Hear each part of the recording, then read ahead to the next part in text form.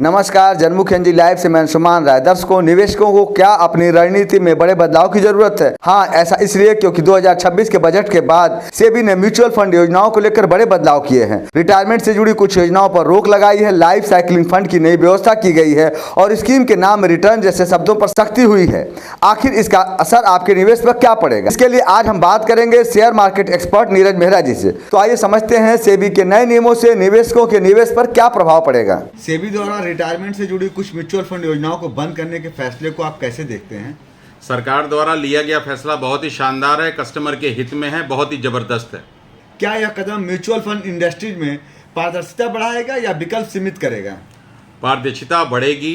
जो लोग अपनी रिटायरमेंट की प्लानिंग करते थे वो पूरा 100% इक्विटी में जाते थे और जैसे ही उनकी उम्र 55 साल या 58 साल होती थी वो भूल जाते थे कि उनको इक्विटी से पैसा अपने को डेट में लेके आना है। ये जो फंड काम करेगा, इस फंड में जैसे जैसे आपकी एज होगी, मान के चलिए आपने 40 साल की उम्र में पैसा निवेश करना चालू किया किसी भी रिटायरमेंट फंड में, जैसे ही आपकी उम्र 55 साल पहुंचेगी, ये क्या करेंगे, जो फंड आ रहे हैं ये फंड आपको धीरे से इक्विटी से डेट की तरफ सेफ फंड में ले जाएंगे कि आपकी रिटायरमेंट की जो व्यवस्था है वो शानदार रहे, उसमें किसी भी प्रकार का दुविधा या मार्केट गिरने के बाद आपका फंड नीचे ना आए। वो पहले से ही प्लानिंग करके चलेंगे।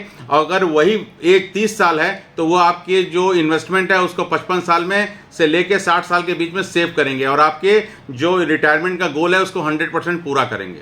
लाइफ साइकिलिंग फंड को शामिल करना निवेशकों के लिए कितना व्यवहारिक है? सेबी ये नया एक फंड लेके आया है।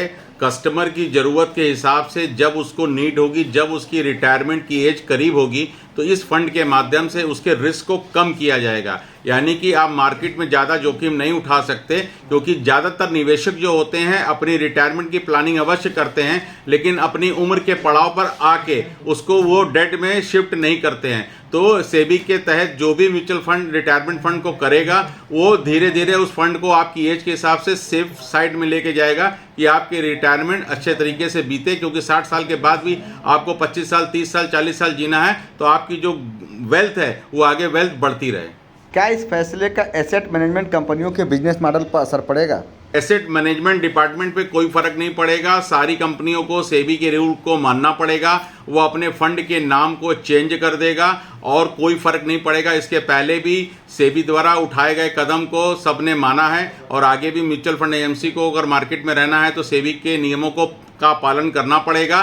सारे म्यूचुअल फंड, जैसे पहले क्या होता था कि फंड के नाम लोग अपने मन से रख लेते रहे, तो अगर आप किसी भी कंपनी में अगर म्यूचुअल फंड का मल्टी कैप फंड है तो सारी कंपनी को मल्टी कैप फंड रखना पड़ेगा। इसी तरह सेबी के तहत अगर ये नियम लागू हो जाता है तो सारे म्यूचुअल फंड कंपनी को इस नियम का पालन करना पड़ेगा। रिटायरमेंट प्लानिंग करने वाले निवेशकों को अब रणनीति में क्या बदलाव करना चाहिए? रिटायरमेंट जो प्लानिंग कर रहे हैं वो रिटायरमेंट प्लानिंग अपनी करते रहें। अब सारा जो भी जिम्मेदारी है वो म्यूचुअल फंड एजेंसी की हो जाएगी, इस फंड की हो जाएगी। जो नया फंड लॉन्च करेगा वो आपके रिस्क की प्रोफाइल को कम करेगा, आपको सेफर साइड में लेके जाएगा। आपकी यंग एज है तो आपका पैसा इक्विटी में रहेगा, जैसे ही आप 50 के ऊपर जाएंगे वो आपके पैसे को धीरे धीरे सेव करेगा और 60 साल के बाद आपको एक सुरक्षित निवेश के हिसाब से पेंशन देना चालू करेगा। लाइफ साइकिलिंग फंड में लॉकिंग कितने साल की रहेगी? पहले रिटायरमेंट फंड में 5 साल की लॉकिंग होती थी, उसके पहले किसी भी कीमत पर कोई पैसा नहीं निकाल सकता था। अब जो ये फंड लॉन्च हुआ है उसमें जो लॉकिंग है, अगर कोई 1 साल के अंदर पैसा निकालता है तो 3% का एग्जिट लोड देना होगा। 2 साल के बाद पैसा निकालता है या 2 साल के अंदर निकालता है तो 2% का एग्जिट लोड देना होगा और अगर कोई पैसा 3 साल के बाद निकालता है तो 1% का एग्जिट लोड देना होगा और 3 साल के बाद अगर पैसा निकालता है तो कोई भी एग्जिट लोड नहीं देना पड़ेगा। ये शानदार व्यवस्था की गई है कि अगर किसी को इमरजेंसी नीड पड़े तो वो अपने पैसे को निकाल सके। क्या एसआईपी और लॉन्ग टर्म इक्विटी फंड अब ज्यादा आकर्षक विकल्प बन सकते हैं? बिल्कुल बन सकते हैं, पहले भी थे और अब भी रहेंगे।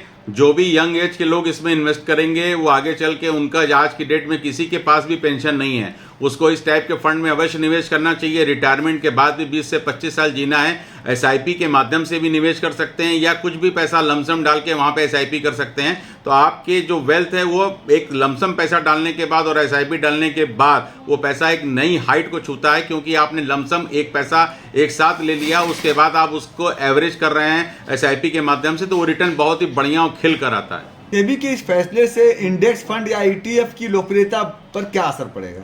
उससे कोई फर्क नहीं पड़ेगा। दोनों फंड की कैटेगरी अलग अलग है, इंडेक्स फंड अलग है, उन्होंने उसको छेड़ा ही नहीं है। जो भी बात हो रही है वो रिटायरमेंट फंड को लेके आ रही है, इस कैटेगरी पे कोई फर्क नहीं पड़ेगा।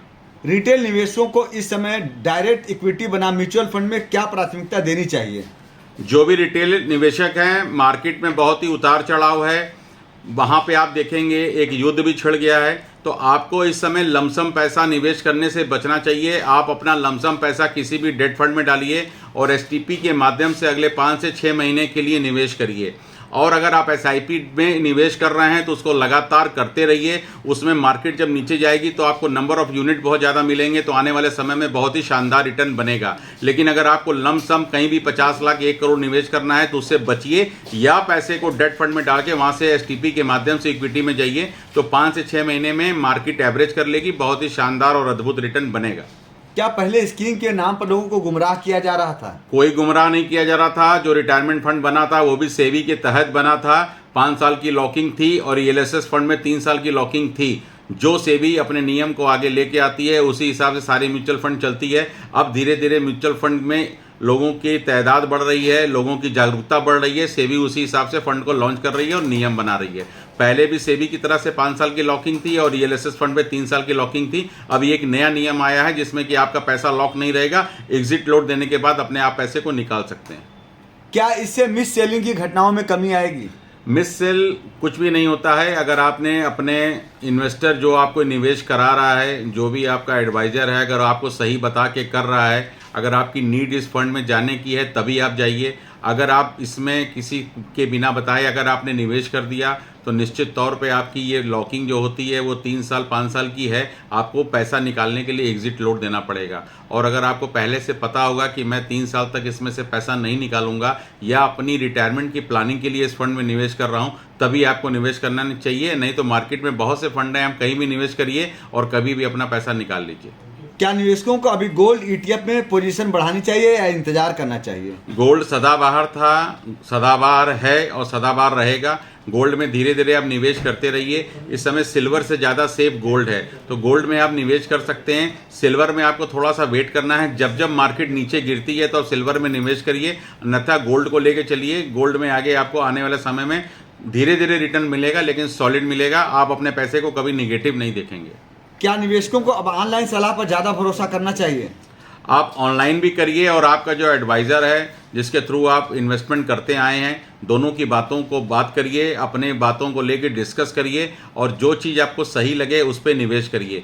बिना किसी भी सलाह के या बिना भी किसी भी पेपर को पढ़े निवेश मत करिए। सारी चीज़ों को पढ़कर आप निवेश करिए, क्योंकि आने वाले समय में आपको जितना रिटर्न म्यूचुअल फंड से बनेगा उतना रिटर्न आपको कहीं नहीं बनेगा। निवेश करने के पहले सारे कागजातों को जरूर से पढ़ें और तभी निवेश करें। क्या यह संकेत है कि सेबी आने वाले समय में और कड़े नियम ला सकती है?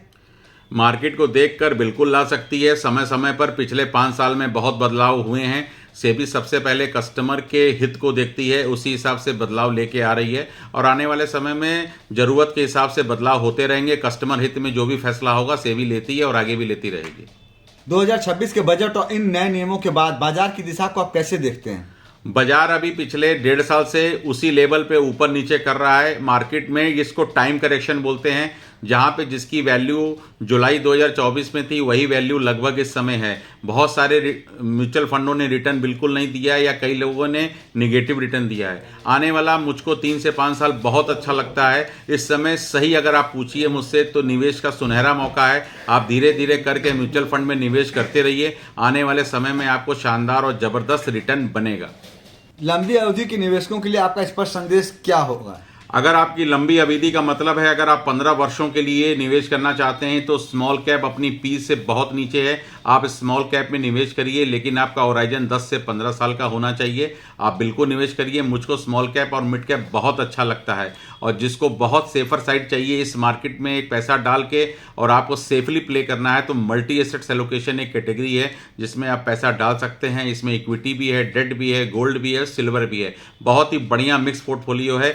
आपको शॉर्ट टर्म के लिए 3 से 5 वर्षों के लिए इस कैटेगरी में पैसा डालिए और आपका पैसा सुरक्षित रहेगा और एक 12 से 15% का रिटर्न भी मिलेगा।